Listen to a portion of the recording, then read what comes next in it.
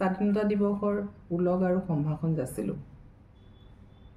স্বাধীন দেশৰ প্ৰতিগৰাকী নাৰীৰ জীৱনৰ সিদ্ধান্ত নিজে লোৱাৰ স্বাধীনতা আছে।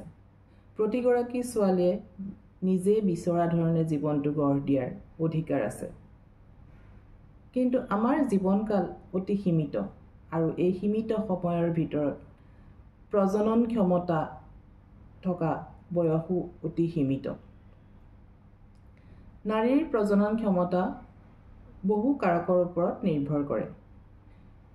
তাৰ ভিতৰত এটি উল্লেখনীয় কাৰণ হৈছে ডিম্বাশয়ত ডিম্বাণুৰ পৰিমাণ। এই ডিম্বাণুৰ পৰিমাণ জনাৰ কাৰণে দুটা নিৰ্ভৰযোগ্য পৰীক্ষা আছে। সেই দুটা হ'ল তেজত AMHৰ লেভেল আৰু তলপেটৰ আল্ট্ৰাছ'ন'গ্ৰাফি।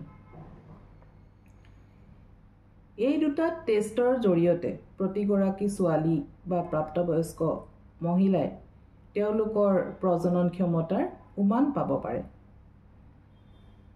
যিসকল মহিলাৰ ক্ষেত্ৰত AMHৰ লেভেলটো কম হয় বা আল্ট্ৰাছ'ন'গ্ৰাফিকেলি ডিম্বাশয়ত ডিম্বাণুৰ পৰিমাণ কম হয়, তেওঁলোকে সন্তান ধাৰণৰ ক্ষেত্ৰত পলম নকৰি সোনকাল কৰা বাঞ্ছনীয়। প্ৰতিগৰাকী মহিলা বা ছোৱালীয়ে এই কথাখিনি জানি তেওঁলোকৰ জীৱনটো তেওঁলোকে বিচৰা ধৰণে গঢ় দিব পাৰে আৰু ভৱিষ্যতে সন্তানহীনতাৰ কবলৰ পৰা ৰক্ষা পৰিবৰ কাৰণে এই দুটা টেষ্ট কৰি তেওঁলোকৰ সন্তান ধাৰণৰ ক্ষমতাৰ বিষয়ে উমান ল'ব পাৰে। ধন্যবাদ।